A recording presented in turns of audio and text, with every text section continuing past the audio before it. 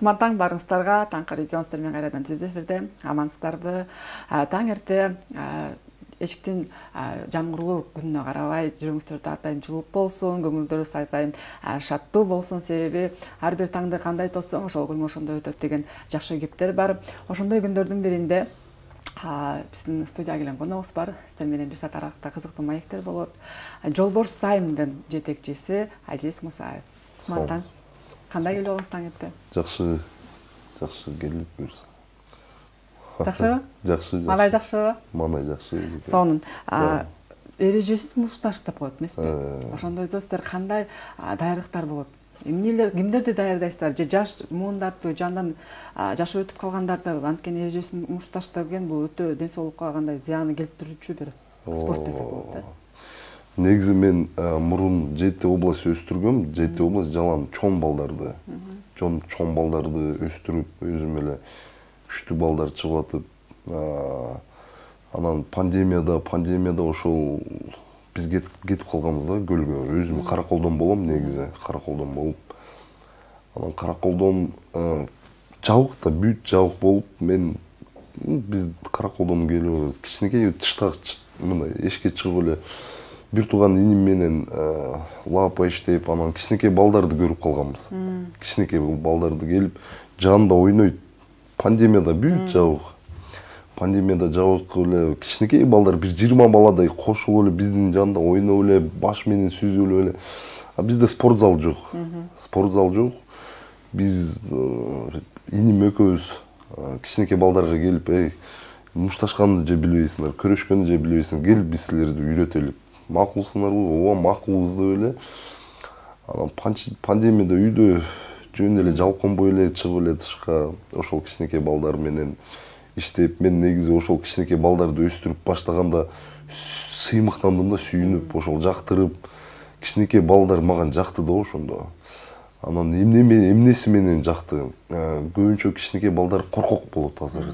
Коркок кыздарда өсүп атат го балдар кичинекей. Анан ошол 20 баланы алып машыктырып аткам. 20 баладан 3 эле балага калган. Чыдагандар. Бар таныйт го дейм. Кыргызский Конор деген ютубта бар, ошо знаменитый звезда бала. Кыргызский Конор и Токтобаев Ислам, ошол бала чыккан. Биринчи Караколго. Ошолорду машыктырып биринчи мындай тыштан эле мушташтырчумун да. Балдар жок, соревнование жок, канча 1-2 жылдай соревнованиялар жок болуп.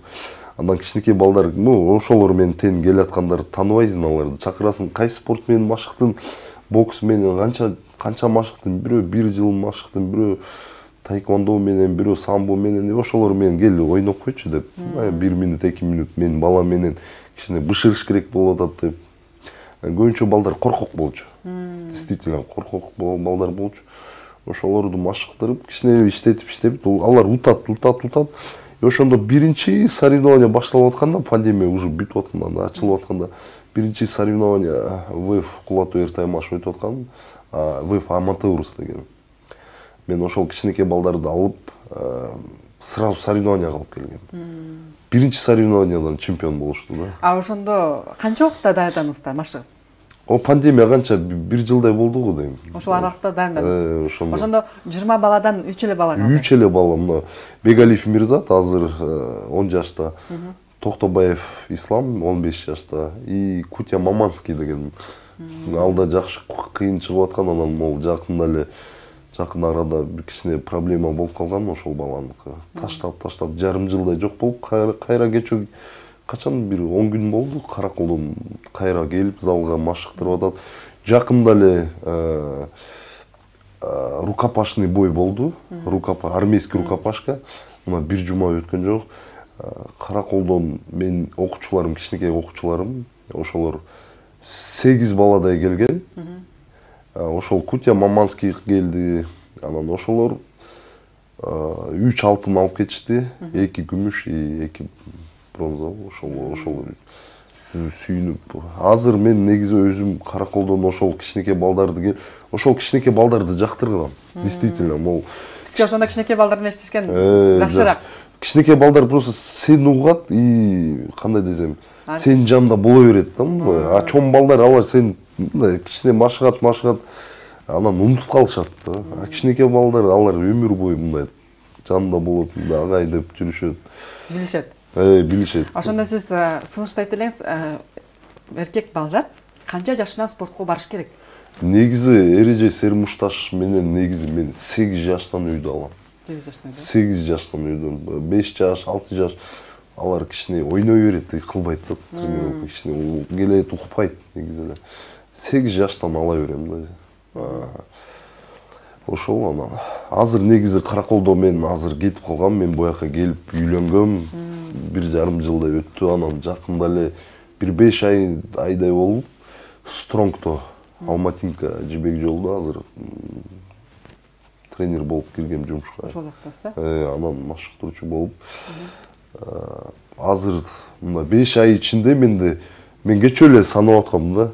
Bir группада 42 бала, кечөө санасам 44 бала. Ошол менен 104 балам бар экен да. Азыр учурда мына 5 ай ичинде мен да шокто болдум мындай. Билинбей эле көбөйүп калыптыр. Көбөйүп калыптыр да. Именно ошол 8 жаштан өйдө балдар, 17 жашка чейин көп балдар менде. Ам чоң балдар көбүнчө алгым келбейт. Негизи кичинекей балдар ал жакшы угат, жанында болот. Айтканыңды кылып аткарышат. Ошондой эле.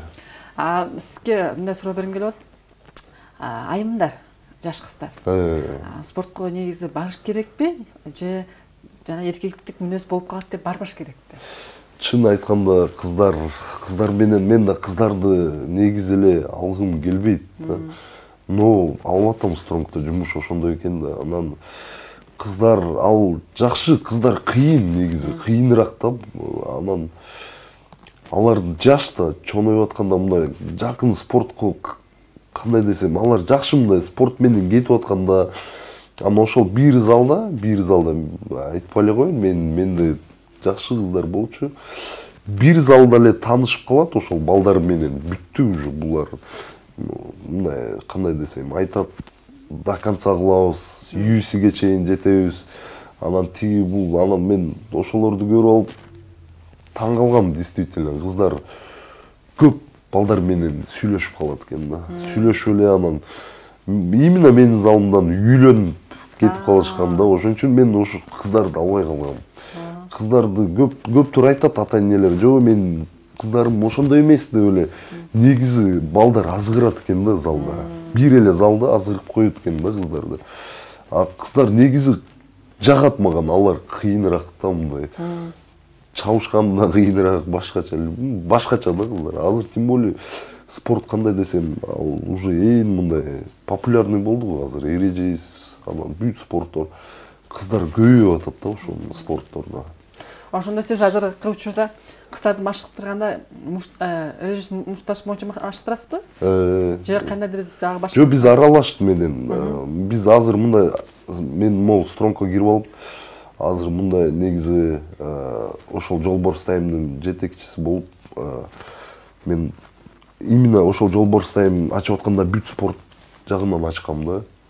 Анан спорт жагынан ачып алып, например, мына жакын арада эле бир 10 күндөй өттү го, бир 2 жума кетти да. Ошол соревнование уюштургам, өзүм эле уюштуруп атам. Среди новичков деген соревнование уюштургам. Новичок арасында көп соревнование жок. Көбүнчө мындай новичок менен күчтүүлөр чыгат, күчтүүлөр сындырып коет новичокторду. Анан бизде ошол менен балдар травма алат. А мен жакында эле соревнование уюштургам, именно среди новичков. Көбүнчө агайлар алып келишти, агайлар жактырып, сүйүнүп, сыймыктанышып, анан мен да сүйүндүм да ошол менен сыймыктанып. Жакында могу 24 ноябрда дагы среди новичков уюштуруп аткам. Анан декабрга тайский бокс деген аны да уюштуруп атам да, буюрса иншаллах. Мен ошолорду акырын менен кетип атам, алып барып тиги агайлар менен сүйлөшүп, агайларга жактырып атса, кантип сен биз агайлар жактырса эле биз уюштуруп атабыз. Ошол менен балдарды бышырып атабыз да. Бышырып атып, анан жакында эле уже Өзбекстан жазды мага. Өзбекстандан жазып атышат, анан Казакстандан агайлар кел биз да келелик деп, сен уюштуруп атыптырсың. Балдарды сот келели деп, Анан мен агайларга айтсам, агайлар пока жок, керек жок. Сен азыр эле баштадың, ал бүт жанын балдар деп, анан мен все мен айттым. Агайларды угабыз да, анан кичине бир 2-3 жол бышсын балдар, анан конокторду чакырсам болот деп, мен да аларды угам да ошону, потому что укуш керек да агайлардын. Ошолордун арасында ыйлап мен ушул спорт меники эмес экен деп кеткен балдар дагы, анан мен ушул спорт меники экен, мен ушунун сиз айткандай аягына чейин чыгып бир чемпиондук багын тыккан мырза болушум керек дегендер да барбы арасында? Негизи эле билбейм, мен муну кандай деп айтсам, көбүнчө балдар мага келет, но көп балдар менде коркок балдар болчу. Жалаң коркок балдар, даже караколдо машыктырып атканда аталар мындай байкелер мындай келет маган 60 жашта, азиз балам деп, о десем, мына мен балам кыздардай жүрөт, баламды өстүрчү дейт. Биз угуп атабыз караколдо, сен мындай ошондой балдар менен жакшы иштейсиң деп. Көбүнчө агайлар ойлойт, тиги могу бала ал болбойт, андан чыкпайт. А могу 1-2-3 бала жүрөт го залда, например, 100 баладан 1-2-3 бала жакшы, ошолорду карайт, башкаларды карабайт. Негизи бүт спорт именно маган жагат, коркок балдар жагат. Алар күчтүүрөөк болот. Именно биздин силер айткандай мына залга келип аткандар наоборот сүйүнөт. Сүйүнүп эле, просто мындай кандай десем, ошол балдар бүт эле сүйүнүп эле, силер айткандай балдар жок болчу менде. Наоборот, кызыгып, балдар жактырып, просто буякта бир эле бар, могу ата-энелер өзүлөрү эле. Запрет берет балдарга да мындай. Эмне келбей атасың залга? Мамам запрет берет, же бирөөнүн акча жок деп айтат. Азыр көбүнчө биз мына караколдо мен машыктырып атам балдарды, мына иним карап атат да ошолорду. Акчалар жок. Соревнование болсо акчалар жок. Анан ата-энелерге айтсам, бир жол 2 жол берет да баласыга, анан ай сайын бере албайт да, өзүлөрү кыйналып атса. Балдар биздин караколдун жаш мундар бар, жакшы балдар бар. Анан шаарда да бар мындай. Анан балдар таштай берет спорту. Эмнеге? Мына мен азыр канча балдарды көрдүм. Эмнеге таштап атасың спорту десем, келбей атасың залга. Агай акча жок болуп атат. Көбүнчө акчаларга такалат да ошол. Мындай балдар көп, негизи эле көп. Менде азыр мындай Бишкекте зал болсо, өзүмдүн залымда, чоң зал. Мен бекер эле уюштурмакмын да, балдарды тренировка кылдырмакмын. Просто кандай десем, по-любому алар алыстан келет экен, буякта шаар чоң да. Алыстан, көбүнчө алыстан келет экен да балдар. Эгерде жан дүйнөсү менен машыгам десе, өзүңүздүн бир машыктырчу залыңыз болсо, бекер эле машыктырасыз. Негизи Жети область ошондой өстүргөм. Жети область бир да сом алчу эмесмин, билбейм, балдар айта алабы, айта албайбы. Бир да сом, наоборот, аларга издеп жүрчүмүн да. Караколдо да ошондой, буякта да издеп, жалдырап, байкелер жардам бербейсизби жаш балдар үчүн, жаш мундар үчүн эле биздин келечегибиз Кыргызстанда. Издечүмүн полный. Каяка барбасам да издечүмүн. Азыр Караколдо канча бала машыгып атат ошондо? Азыр бир 30 баладай бар, но жакшы балдар бар да арасында. Жакшы балдар бир 10-15 бала. Ал бышкан балдар просто булардын кичине возможность жок болуп атат. Мен кечөө жазсам балдарга, грэплингке жакында Аига грэплинг болот экен, биринчи жолу уюштуруп атыптыр да буякта. Ал популярный азыр ошол Аига грэплинг да популярный болуп атыптыр. Балдарга жазсам жооп бербейт. Билесиң да, уже акчалар жок. Акчалар жок болуп, анан кимде бирөөгө Инстаграмга жазгам кечөө, тиги жаш балдарга. Мол Аига грэплинг жетекчиси бар, ошол менен сүйлөшсөм, ал если алыстан балдар келсе дейт, өзү жетекчиси. Караколдук сен үчүн дейт, алардын акча взностору да албайбыз эчтеке, бекер эле келе берсин дейт, просто жолго тапсын деп эле мен айттым, жолго бир 1000 сом кетет экен маршрутка, мен тияка буяка анан 600 сом гостиницам да, арзан гостиница. Ошондой эле биз балдарга, жаш балдар үчүн азыр возможность жок болот, азыр бүт эле кандай десем, байлар көп, но жаш балдарга жардам бербейт экен да. Сиз ошол суроолор менен биздин башчыларга кайрылдыңыз беле? Негизи мен кечөө спорт департаментке киргем. балдар менен сүйлөшүп айткам. Анан кайрылгам, Шайырбековага кайрылгам, Ташиев Шайырбекова. Ошол бөлүп берген, жардам берген балдарга, балдарды. Анан көп эле байкелерге, Айбековалар жардам беришти да. Но кандай десем, именно Караколдон спорт комитет дегендер жардам бербейт балдарга.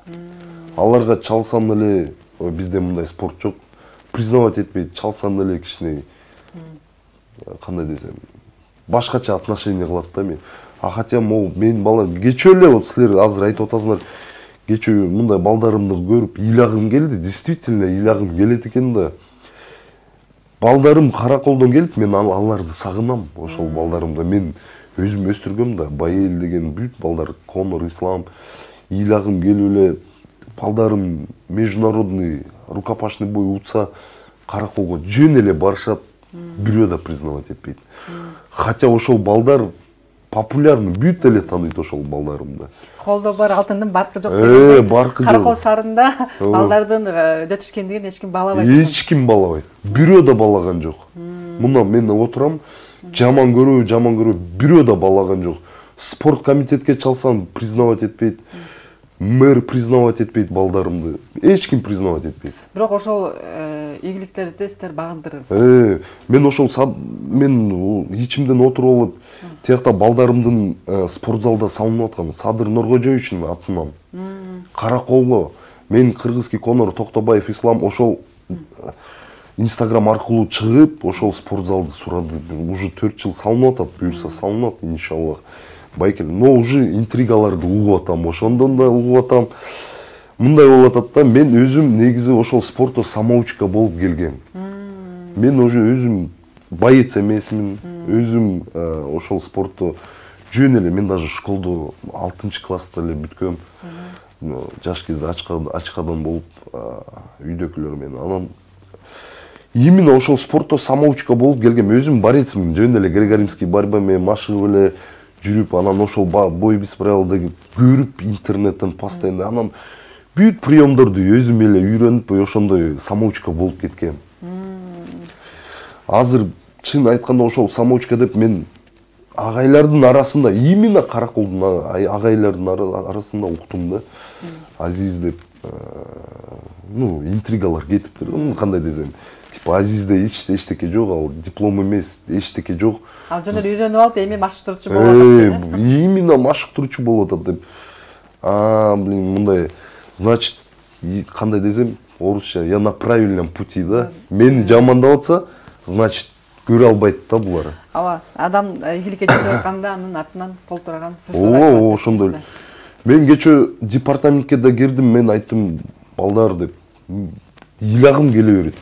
Балдарым результат көрсөтүп атса, хотя бы мындай эле бир чакырып койсо, колго мындай кол берип эле жаш балдарга, өспүрүмгө мындай мотивация берип койсо да сыймыктанмакты бал. Мен аларга жалдырабай элемин да, менде айлыгым жок, акча коюп бергиле деп. Жалдырбайм, шүгүр. Бизге Аллах берип атат да, ошон үчүн биз сыймыктанып атабыз. Просто кичинекей балдарды чакырып алып, өзүнөргө азыр буквально азыр мына кичинекей балдар Караколдуктар зал жок. Зал жок.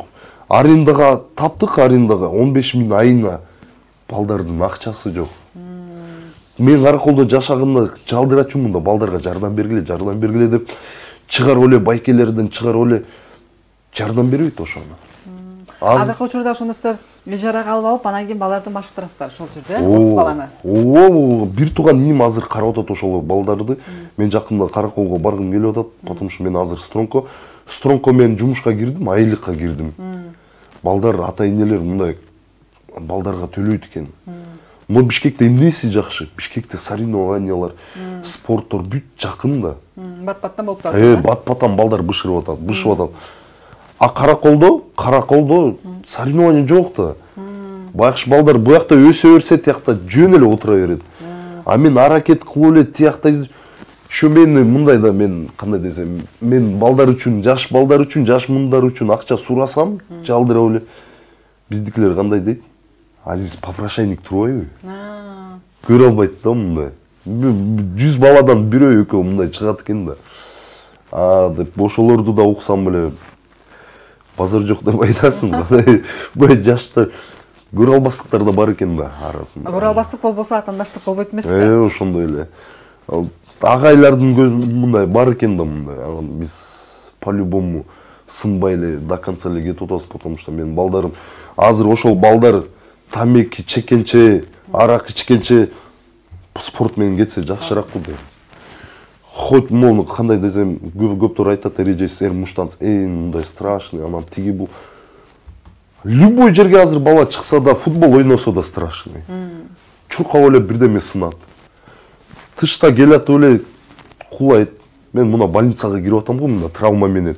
Шүгүргөн деп айтам да, кичинекей балдар башы жарылат. Хотя спортсмен эмес да балдар. Школдон же мушташып кетет, же тыштан мушташып кетет. Наоборот, бул спортто жакшы спорт алып келет да, мындай ынтымакка.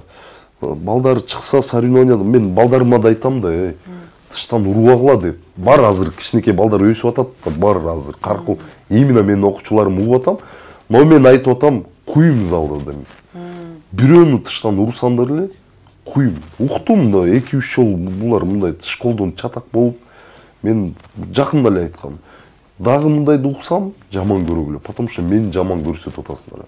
Мен балдарымды үйрөтүп атам, эмнеге соревнованияга чыгып, сен менен эл сыймыктанат. А сен тыштан бирөөнү урсаң, сен менен только милиция сыймыктанат, бергел деп эле киргизет. Ошондой эле. Эмне жакшыраак десем, лучше соревнованияга чыкканча мына жакшы да. Соревнования чыкканда эле уже эл сыймыктанат, көрүп атат. Инстаграм, биздин Инстаграм Жолборс Таймдын Жолборс Тайм менен TikTok страничкаларым бар, ошолор көрөт, эл сыймыктанат менин балдарым. Ошону көрүп, анан кийин мен силерге ушундай спонсор болуп берейин. Ошо балдарга бир багыт бере турган бир тыйын берейин дегендер болдубу арасында? Болду. Пандемия убакта. Мындай десем, кандай десем, билбейм, жаман көрөбү, мен жаман көрбөйбү. Бирөөлөр айтпай эле коеюн, ошол политикалар чыгып, блин, Азиз молодец, сыймыктанабыз. Сен Караколдон балдарды алып келип, бизден бир маршрутка подарок деп, сүйүнүп балдарга мэрге кирдим да, айттым, караңызчы, башка элдер ошолор жардам берет. Тияктан болбосо оштон, а биз Караколдук болуп, биз балдар маршрутка кидать этип кеткен да ошолор. Мындай экен да. Ортодо балдар сынып калды. Балдар ошондой бар экен да, мындай арасында спорт зал салып беребиз деп балдарга анда жоголуп кетишти да. Мындай жок, алар жардам берчү, мындай сом менен маршрутка айта албайм, могул зал салгандар кичине жардам берчү. Шүгүр, рахмат аларга.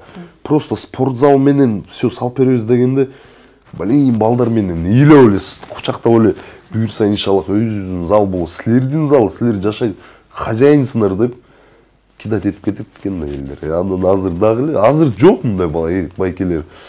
Азыр да кичине үйлөнүп, уялчак болуп калдым. Мурун жалдырачумун да, балдар үчүн, жаштар үчүн жардам бергиле деп. Негизи эле бизде байлар көп. Түшүнбөйт бул спорту. Спортту түшүнгөн гана адам түшүнбөсө, жан дүйнөсү менен. Маган мен могул южный тарап могул действительно могул алар менен сыймыктанам да, алар бири-бирине поддержка берет экен. Спортто ош тарап любой спортсменди колдойт экен. ММАшник болосунбу, тияк болосун, колдойт экен да. Южный тарап бүт колдойт экен ММАны. Эрежеси, рукопашка, любой мына чемпион болобу келеби сыймыктанат экен да. Не олимпийский спорт менен да сыймыктанат экен да арасында бар. Только бизде эле чалсам эле, кечээ эле чалдым мурда күнү.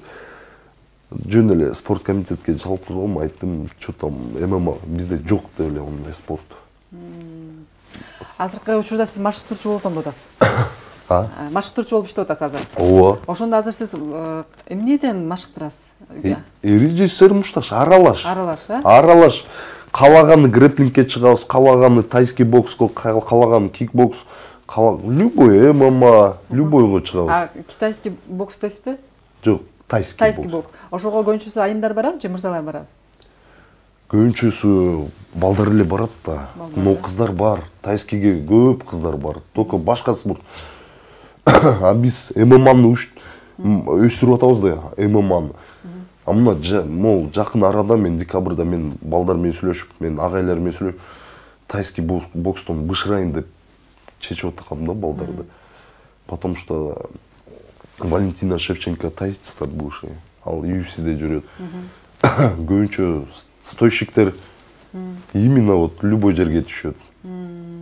Көптөр ойлойт тиги борец менен негизи бүт совмещать этиш керек да, борьба менен стойка. Ошондо бала жакшы, и четте жакшы согушат. Стойканы да билсе, борьбаны да билсе, эң жакшы да, сонун балдар өсөт ошо. Сиз ошондо кичинекей балдардан баштап 17 жашка чейин балдарды машыктырасыз. Ооба, кичине. Ошолордун ичинен сиз байкайсыз да, мугалим болгондон кийин, агай болгондон кийин кимиси кайсы ашыктуу экен, кээ бирөөсү ата-энеси жок, балам спортко барыш керек, могу менен машыгыш керек деп берип коюп, бирок андан результат чыкпай аткандар да болобу арасында? Арасында негизи эле силер ошону жакшы вопрос бериптирсиңер. Мен карабайм ошону. Вообще карабайм. Баладан именно ошону карабайм мен. Мен көп балдарды азыр көрсөм, стронгтон көп балдар ошондой бар. Мен аларды карабайм. Мен наоборот аларга мотивация берем, сен утасың деп. Мен мындай мотивация берем. Мен азыр эле айтып аттым го, көп 100 баладан ошондой балдар бар. Көп агайлар аларды карабайт. Биз мурун жаш кезде олимпийский спорттон көрчүкпүз да. Агайлар 2-3 баланы, жакшы баланы карайт, а именно могул балдар калып кала берет. А биз наоборот, эрежеси ал башкача да, спорт ал башкача. Именно ошол балдар жагат мага. Силер айткан, именно ошолор менен жакшы иштейм да. Жана айтып коет эмеспи, мугалим 30 окуучу болсо анын ичинен үчөө окуса, ошол үчөөнү эле мактап калган маани бербейт деген сыяктуу, а сиз наоборот маанисиз. Бүт балдарга, бүт коркок балдар күчтүрөөк болот. Действительно, любойго айтам, коркок балдар очень күчтүрөөк. Негизи мурун школдо да ошондой болчу да. Жаш кезде коркок балдар мындай, кандай десем, кичинекей кезде биз жаш кезде школдо баргы мындай, блатной экен, мындай коркобуз баарыбыз деп эле. Негизи коркоктор күчтүрөөк болот экен. Ошолор коркоктор кайра калып калат, именно күчтүүлөр калып калат, а коркоктор наоборот күчтүрөөк болуп калат да. Анан биз именно ошол спорттон мен ошол спортту канча мен уже 12-13 жыл болду жүргөнүмдө. Анан бүт балдарды кандай иштеш керек уже билип калдым да. Кандай балдар, именно силер айткандай коркок балдар күчтүү, ошолорду карайм да. Жактырам. Буларды мен айта берем, бирөөнү хотя бы утсаң уже өсө берет бала. Экинчини утса вообще эле өсөт. Ошол коркок балдар анан үчөө уже корпой калат. 4-5 баланы утканда өзү менен өзү күрөшүп жеңишке жетет. Жетет. И аларга кандай десем, алар жактырат. Эмнеге жактырат? Мурун караколдуктарды мен мындай таяк алам да. Именно коркок балдарды коркута берем. Азыр могу менен жейсиң деп утпасам десең эле, алар коркондо эле иштей берет да. Андан уже мен ата-энелер эчтеге каршы эмес. Мен айтчумун, эже бул спорт башкага. Мен мындай кичине уруп койсом да жаман көргүлө, жамандасам да, же балдарга тизип эле бул спорт жагып атабы десем, жагат. Ата-энелерге барып айта берсеңер, мен жамандай берсеңер, анда залга келбегиле деп туруп берет алар. Анан өзүлөр сүйүнчү. Ошол балдар соревнованияга алып келсен эле, соревнованияга келсен эле, агай дейт, десем, бизди кичине уруп койгулачы дейт. Эмнеге десем, силер урганда биз мындай дух алабыз, анан утабыз деп. Уже ошондойго көнүшкөн да ошол балдар. Агай деп калдыңыз, азыркы учурда машыктырчу болуп иштеп жатыпсыз. А сөзүңүз дагы азыркы учурда фитнес жагы, же кандай бир спорт жагынан дагы бир аз окутуп, сертификат берип атышпайбы? Ошол жакты кандай карайсыз? Алда негизи кандай десем, биз да ошондой эле опытный балдарга, именно опытный балдар, например, бар да менде 2-3 жыл соревнования мындай чыгып аткандар, мындай стимул алып аткан, ошол балдарга мен аябайм да эч качан. Мен ошол балдарга наоборот айтам, хотя бы Кыргызстан утсам деле мен именно өзүмдүн федерациянын атынан сага кандидат берем, мастер спорт. Кечээ мен уккам, именно ошол департаментке кирип алып, азыр катуу иштеп атыптыр, мастер спорттор берип атыптыр, полный федерациялар кечээ эле мага ошолор айтып атканы. Ооба, кандидат мастер спорт берип атат. Бир эле ошол сертификаттарды силер айткандай сертификат бере алат федерациялар. Кандидат менен мастер спорт только департамент берет. Департамент. Но департаментте көбүнчө биздин эрежесиздер жок. Анан биз федерация ачып атып, федерация жолборстайм. Мен, например, жолборстайм федерация мындай. ВФ Кулатуу Эртаймаш, ЕФС Эртаймаштар бар, Глобал деген бар. Biz просто мындай федерациянын биздин федерация жолборстайымдын атынан жазганда департамент жазбайбыз да. Биз жолборстайымдын атынан кандидат мастер спорт мына балам сен заслуживать еттин. Бул балдарга стимул болуп атат да. Потому что мен айтып атам го, спорт комитет Караколдун признавать этпейт балдарымды. Бирөө да признавать этпейт. Ошол биз ошол өзүбүздүн атынан балдарды сыймыктансын деп, сүйүнсүн деп, балдар результат ал. Эмнеге бул спорт башка да, бул кандай десем, бул бокс эмес, бул борьба эмес, бул эрежес, мушташа жаткызып эле почти кандай десем, ошол менен алар заслуживать этип атат да балдар. А сиз ошондой сертификат же бир кандай бир кандидат берем деп атасыз да, ошол мыйзамдын чегине туура келеби? Мыйзам чегине вот айтып атам го, ал келбейт негизи эле. Жол болгону балдарга мотивация бериш. Мотивация үчүн эле берип атам. Жол бербейт. Ошол мастер спорт менен ал байкуштар жумушка кире албайт. Ошол сен, например, департаментке, сен спорт комитетке жумушка кирем десең, ошол мастер жарабайт ал. Ал жарабайт. Милицияга билбейм, жарабайбы же тиги военныйлар. Ну, военныйларга может жарайт, потому что ал спорт жагынан чемпион да. Именно ошолорду может жарай берет. А именно кандай десем, мыйзамга вот могу мыйзамга келбейт ал. Болгону балдарга мотивация бериш. Мотивацияны ошондо. Ошондо азыркы учурда Бишкек шаарында машыктыруучу экен ар тараптуу. Ал эми Каракол шаарында деген 30 бала машыктат. Бир тууган иним Кокулов Адилет. Ал дагы өзү спорт жагынан машыктыруучу. Машыктыруучу. Ошол балам иним өзүм өстүргөм, бойлорго чыгаргам, международный бойлорго, профессиональный бойго чыгаргам, 2-3 жол чыгаргам. Анан ал да үйлөнүп, 2 кызды болуп, ал да өзү чоң да, узун да. Анан Караколдон мурун жок болчу бул спорттор. Бир эле кандай десем, бир эле самурай деген Андрей Андреевичтер М1 болчу ошолор. Анан Ак Сууда Медер Субановтар болчу. Азыр Караколдо көп ошол эрежес. Кран бар, жолборс бар. Ошондой кетип атат азыр. Жүжүтса чыгып атыптыр жакында эле. Спорттор көп, түрү көп.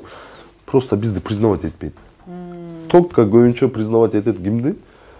Самбо. Ну, самбо действительно биздин Караколдун самболору жакшы чыгып атат. Боксерлор да чыгып атат. Ошолорду карап атат. А именно биздин спорттун, хотя айтып атам го, кечээ эле международный балдар мутса эле жакында эле канча бир жарым жылдан ашты го дейм. Чемпионат мирге алып барган балдарды. 4 балам чемпионат мирде Алматадан Араш ММА деген бар соревнования уюштурган. Казакстанга барганбыз. 4 балам чемпион болушту. Бирөө да Сиз үчүн сыймык. Казакстан, казак эл сыймыктанды да элестеткиле, мындай балдарымды көрүп алып, казак бауырларбы, ошолор балдарды көрүп алып, блин, базар жок, кандай жакшы балдар силерде Кыргызстанда деп көтөрүштү да. А сиз ошол жака барганда өзүңүздүн чөнтөгүңүздөн?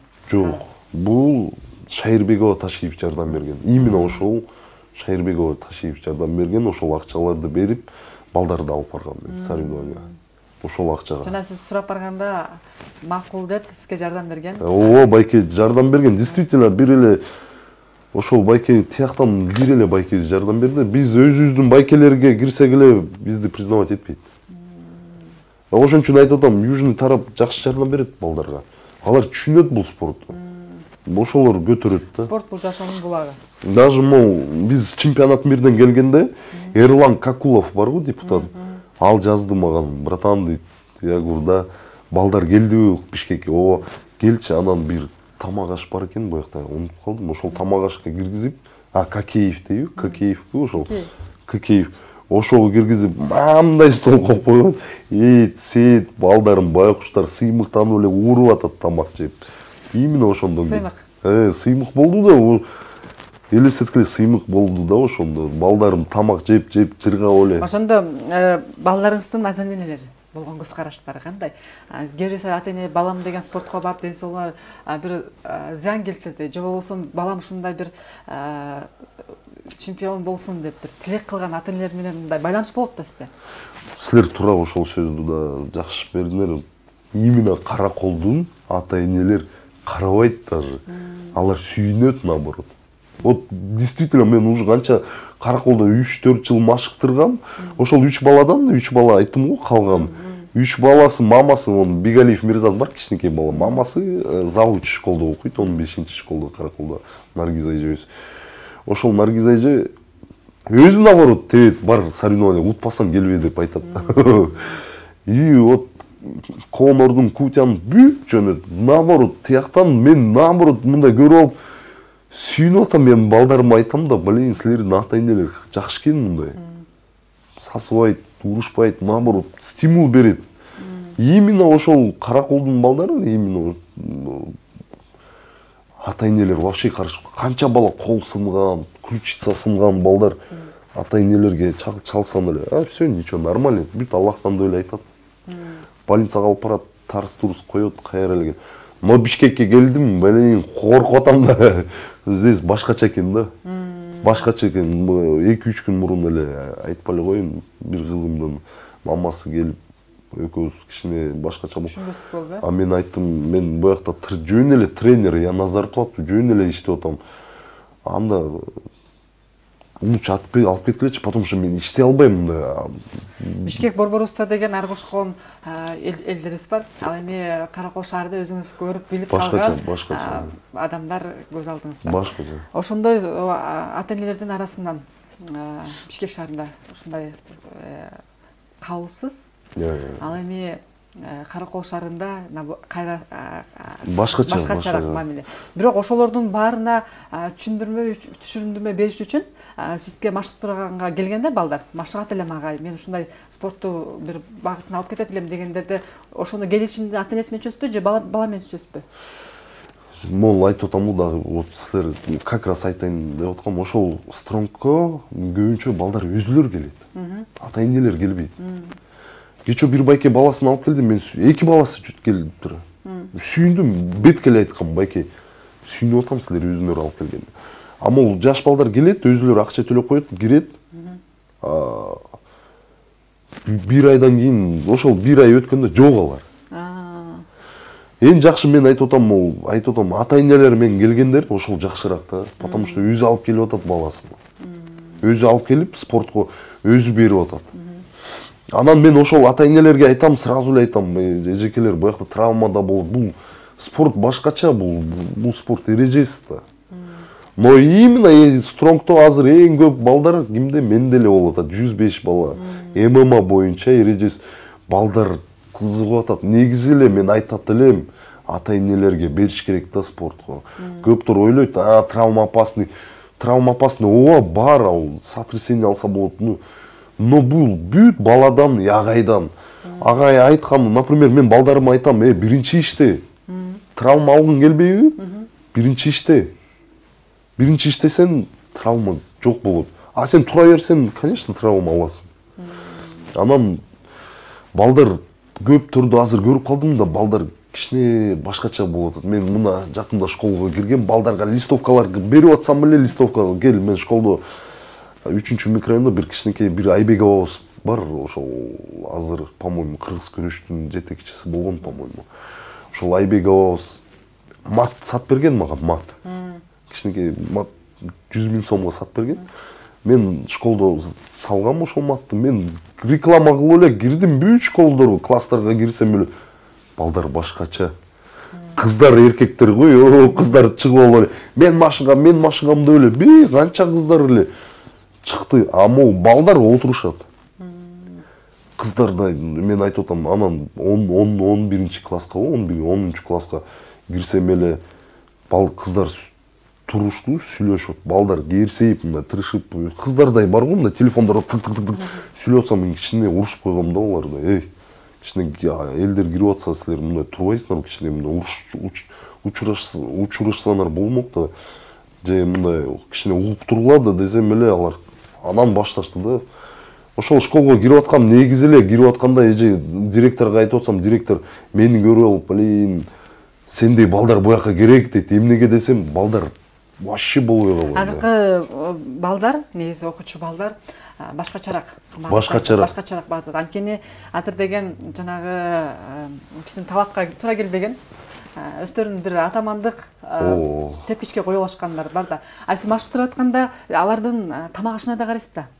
Кандай тамак жесе болот, жегенге болбойт деп машыктырганда ушундай болобу же? Негизи жаш балдарды азыр пока айтпай атабыз. Жаш балдар, потому что жаш балдар ал любой менен просто спорт айтам, тренировка учурда келгенде тамак жебей эле көп.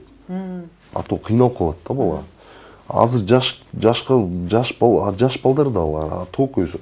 Но бар, көбүнчө майлуулар жейт, анан тияк ооруйт, баягы ооруйт дегендер бар. Аларга айтасың, жүрү, анан жейс кыйналган уже чарчайт го адам. Витамин жетпейт. Биз мурун жаш кезде жүрөгүм кармап эле ооруп атат десем эле врачтарга барсам, врачтар, а мен как раз тренировка берчүмүн да чарчап эле. Врачтар, жүрөгүң нормальный го деп эле канча врачка бардым, ооруп атат. Акасы боякта жүрөктүн витаминдери да бар экен да. Витамин, сен тер дегенде любой адам, любой спортсмен тер деп атканда чарчайт. Ошол витамин кайра кошуш керек экен да, кайра алып келиш керек экен. Анан мен какты алып эле, кактан как жүрөккө жакшы экен да. Именно кактан. Өрүк как, өрүк какты компот кылып, ошону 3 мал 10 күн ичесиң экен да. Кайра восстанавливать этесиң. Ошол менен балдарга айтасың, алда карайсың да балдарды. Ошол жаш балдар негизи эле болбой калыптыр, действительно. Автобуска кирсең да эң биринчилери кирип кетет го, мында отуруп алышат, байкуш апалар тура берет го, ошону көрүп алып эле. Ошондо сиз азыркы өсүп келаткан муундарга, жалпысынан мырзаларга, жанагы жаңы өсүп келаткан өспүрүм кыздарга кандай кеңешиңизди берет элеңиз? Азыркы жаш балдарга мен айтмакмын, действительно мында кичине азыр тартип жок болуп атат жаш балдардын. Башкача болуп калышыптыр. Спорт менен машыгыш керек да балдарга, жаш балдарга кичине өзүлөрдү эркек болуп сезимдей, мындай сезсин деп. Мен наоборот жакшы көрөм да балдарды, эркек балам, балдарды кылганы. Анан азыр тарбия жок мында. Автобуска отурсаң эле көрсөм жаш балдарды, кыздарды эжелерден биринчи кирип кетет артка. Отуруп алышат, турбайт. Жаш балдар вообще мен аларды айта албайсың да. Айта албайсың, эчтеке айта албайсың. Потому что айтат да сен эмне мени өстүрдүңбү же. Азыр жаш балдар негизи эле жаш балдарга кичине башкача болуш керек. Телефондо көбүнчө телефондо отурушат балдар. Чем вот мен балдарыма айтам да, чем мол жөн эле TikTokто отурганча лучше барып, мына азыр интернет жакшы, приемдор да бар, спорт да бар, бүт ошолорду бизде мындай да мотивация, биринчи намаз окугула, спорт менен машыкла, ата-энелерди уккула деген сөз ошондой эле да. Сиз ошондо азыркы өсүп келаткан муундарга спорт менен машыгып, анча-мынча туура эмес жолдордон адашып, спортту баштагыла деген оюңуз бар. Негизи эле кандай десем, например, бул жаш мундар азыр өсүп атышат да. Аскерликке барат туурабы, армияга барат. Ошол армияга барганда спорт негизи эле керек да. Зато эркек болуп барат да балдар. Эркек болуп мына элибиз, жерибиз деп эле патриот болуп балдар жакшы да наоборот. Ошол биздин желекти желберитсе жаш балдар ошол менен азыр жашоо спорт эле болуп калды го, азыр бүт эле почти спорт менен жашап аткан. Сизге ыраазычылык, Азиз мырза. Аллах разы болсун. Таң эрте келип бизге ушундай жаш балдарыбызга жана деги эле жалпысынан спортко кызыккандарга жакшы бир кеңешиңизди бердиңиз. Рахмат. Сизге ыраазычылык, ушундай көп балдарыңызды мыкты чемпион кылып чыгара бериңиз. Рахмат. Аллах разы болсун. Урматтуу телекөрүүчүлөр, биз сиздер менен коштошобуз. Сиздер менен Самара Мамбаева болдум. Эртеңки көрүшкөнчө.